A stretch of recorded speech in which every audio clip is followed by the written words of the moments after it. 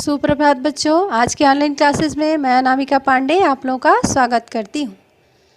जैसा कि आप सब जानते हैं, शब्द विचार भाग 1 और 2 हम पढ़ चुके हैं। आज के वीडियो में हम शब्द विचार भाग 3 का अध्ययन करेंगे। क्या है पर्यायवाची शब्द?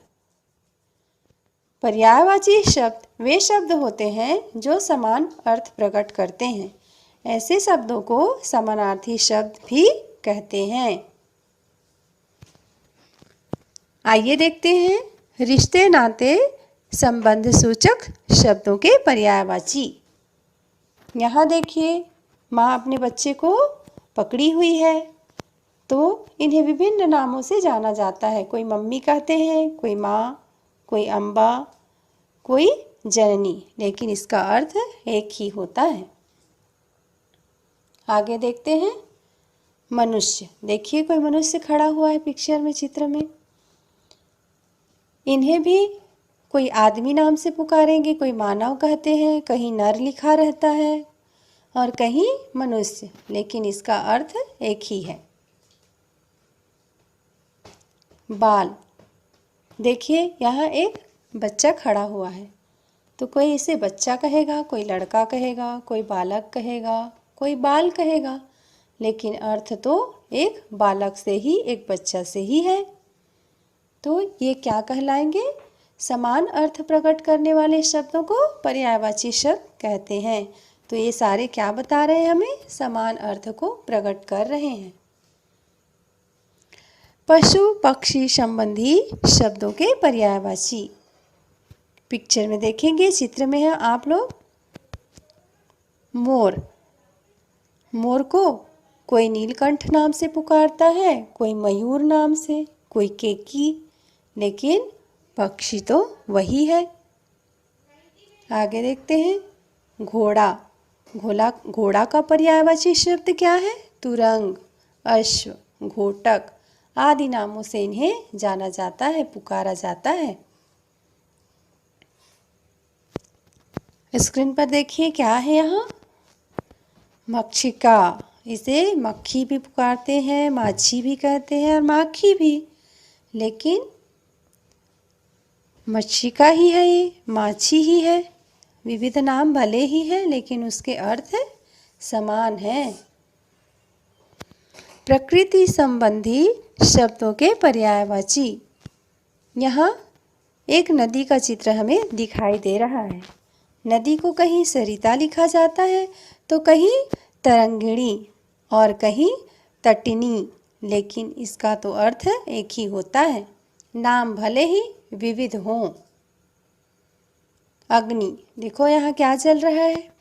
अग्नि, इसे पावक भी कहते हैं, आग भी, अनल भी, तो सारे शब्दों के एक ही अर्थ है। पृथ्वी। पृथ्वी के भी विविध नाम हैं, धरती, अवनी, वसुधा, वसुंधरा आदि। मानव अंगों से संबंधित शब्दों के पर्यायवाची। नेत्र। नेत्र को कोई चक्षु कहता है, कोई नयन, तो कोई लोचन। इसी प्रकार हाथ। हाथ को पाणी, कर, हस्त आदि विविध नामों से जाना जाता है। शरीर। शरीर को भी कोई काया कहते हैं, कोई गात कहते हैं, तो कोई अंग कहते हैं, लेकिन इनके नाम भिन्न भिन्न हो जाने से अर्थ में किसी भी प्रकार का परिवर्तन नहीं होता। धर्म, देवी देवता संबंधी शब्दों के पर्यायवाची। देखिए, कौन माखन खा रहे हैं यहाँ पे? श्री कृष्ण जी। इन्हें नंदलाल, गिरिधर, केशव, श्याम, माखन चोर आदि अनेक नामों से इन्हें पुकारा जाता है।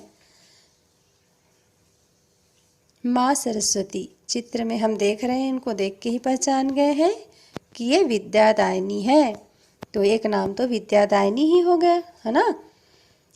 ज्ञानदा, भारती, वागेश्वरी, महाश्वेता आदि विभिन्न नाम हैं इनके, लेकिन इनके नाम भिन्न भिन्न हो जाने से इनके अर्थ में परिवर्तन नहीं होंगे। अप्सरा, देवांगना, दिव्यांगना, सुरबाला आदि विविध नाम से इनको पुकारा जाता है। अवस्था, भाव, स्थिति संबंधी शब्दों के पर्यायवाची। देखो एक बूढ़ा व्यक्ति खड़ा है, इसमें स्क्रीन पे आप लोगों को दिखाई दे रहा होगा।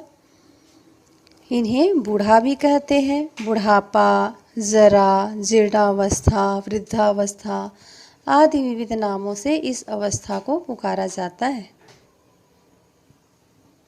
स्क्रीन पे देखिए इतने सारे बच्चे आनंदित दिखाई दे रहे हैं, हर्षित दिखाई दे रहे हैं, एंजॉय कर रहे हैं, है ना। तो इनके भी अनेक नाम हैं, इनके ये भाव हैं। आनंदित होना एक भाव है, लेकिन इनके भी पर्यायवाची शब्द होते हैं। हर्ष, आमोद, उल्लास, सुख आदि। आइए देखते हैं पर्यायवाची का प्रयोग। आकाश में मेघ घिर आए। आकाश में बादल घिर आए। यहाँ मेघ और बादल एक दूसरे के पर्यायवाची हैं, इसलिए दोनों में अर्थ परिवर्तन नहीं होंगे। अगला उदाहरण देखते हैं। अगला प्रयोग, तेज हवा चलने से पेड़ गिर गया। तेज वायु चलने से पेड़ गिर गया। तो यहाँ हवा और वायु दोनों एक दूसरे के पर्यायवाची हैं। आपके अभ्यास पुस्तिका में इनके उदाहरण दिए गए हैं, इनके क्वेश्चन दिए गए हैं, प्रश्न दिए गए हैं। इसको आप लोग इसके माध्यम से हल कर सकते हैं। आगे देखते हैं। रात होते ही पक्षी लौट चले। रात होते ही पखेरु लौट चले। इस तरह से पर्यायवाची का प्रयोग करके हम अपने प्रश्नों को हल कर सकते हैं। आगे देखते हैं। विलोम शब्द। विपरीत अर्थ प्रकट करने वाले शब्द को विपरीतार्थक शब्द या विलोम शब्द कहते हैं। आइए देखते हैं। विलोम शब्द। आधुनिक। आधुनिक का विलोम शब्द उल्टा क्या है? प्राचीन। अनुज। अनुज का उल्टा अग्रज। बड़ा। बड़ा का उल्टा छोटा। हंसना। हंसना का उल्टा क्या होगा? रोना। दिन का उल्टा रात। अधिक का उल्टा न्यून। और भी यहाँ कुछ विलोम शब्द दिए गए हैं। गरम का उल्टा होगा ठंडा। सुख का उल्टा दुख। लाभ का उल्टा हानि। अच्छा का उल्टा बुरा। और जन्म का मरण। शुद्ध का अशुद्ध। इस प्रकार से हम विलोम शब्द को लिख सकते हैं। विलोम शब्द। विलोम शब्द के प्रयोग हम कैसे कर सकते हैं? व्यक्ति में गुण और दोष दोनों पाए जाते हैं। दूसरों के हित अनिहित का भी ध्यान रखना चाहिए। न्यायालय में धनी निर्धन सब एक समान है। पुलिस ने चोर को पकड़ने के लिए आकाश पाताल एक कर दिया। यहाँ हित का विरोधी शब्द है अनहित, धनी का निर्धन और आकाश का पाताल। इस तरह से ये विलोम शब्दों का प्रयोग हमें अपने साहित्य में दिखाई देते हैं। अनेकार्थक शब्द। जिन शब्दों के एक से अधिक अर्थ होते हैं अनेकार्थी शब्द कहलाते हैं। कुछ शब्द ऐसे भी होते हैं जिनके एक से अधिक अर्थ होते हैं। ऐसे शब्दों को अनेकार्थक या अनेकार्थी शब्द कहते हैं। यहाँ देखिए हरि। हरि केवल विष्णु भगवान को नहीं कहते हैं, इंद्र जी को भी हरि कहा जाता है, बंदर को भी हरि कहते हैं, सूर्य को भी हरि कहते हैं। यानी हरि से अनेक अर्थ निकल रहे हैं। यहाँ पर एक हरि लिख देने से केवल विष्णु जी समझना पर्यायवाची कहलाएगा, लेकिन ये पर्यायवाची नहीं है। ये क्या है? अनेकार्थक शब्द है।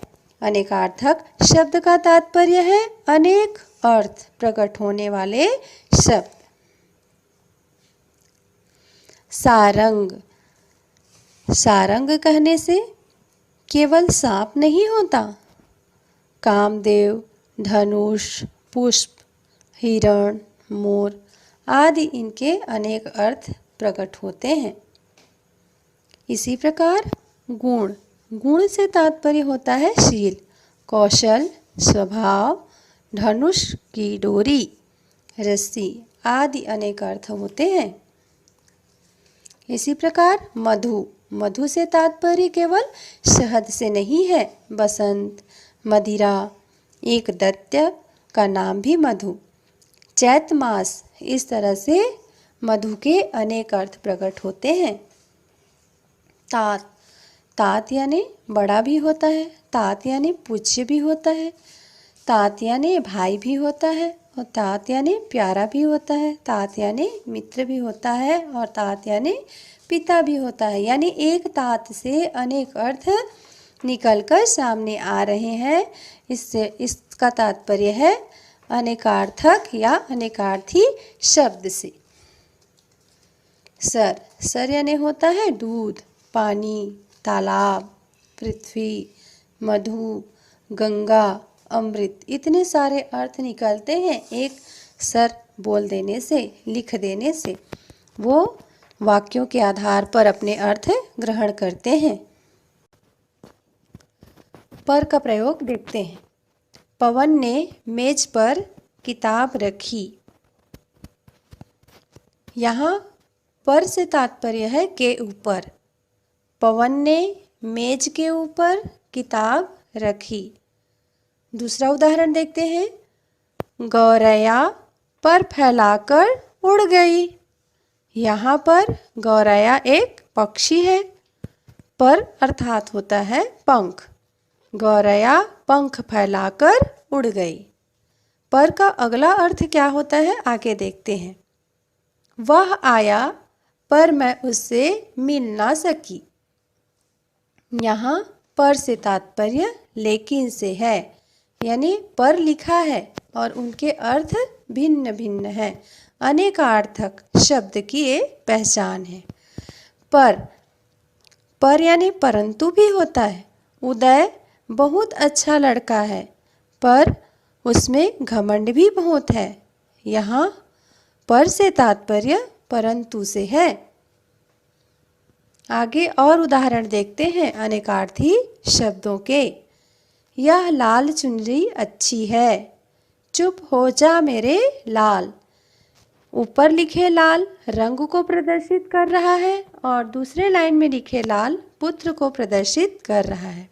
अर्थात लाल शब्द के अनेक अर्थ हैं, जिसमें यहाँ दो अर्थ प्रयोग में आए हैं। पहला लाल रंग से और दूसरा लाल यानी पुत्र से। आगे देखते हैं। मेरे 2 लाख रुपए घट गए।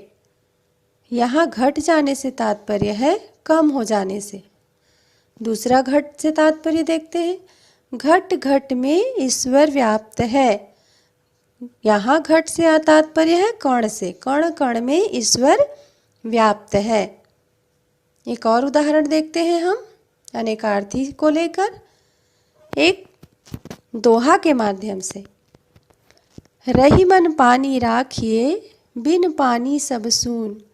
पानी गए न उबरे, मोती मानुष चून। इस दोहे में पानी को 3 अर्थों में प्रयोग किया गया है।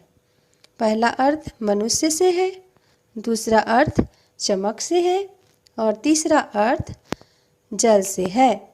इस तरह से हमें साहित्यों में, काव्यों में, गद्य, काव्यांश में हमें अनेकार्थी शब्द दिखाई देंगे, जिसे हमें पहचानना होगा।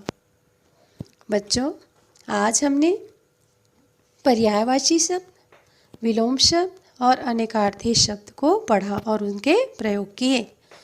तो बच्चों, इस पाठ के अंतर्गत दिए गए अभ्यास प्रश्नों को आप अपने हिसाब से इसे हल करने का प्रयास करेंगे।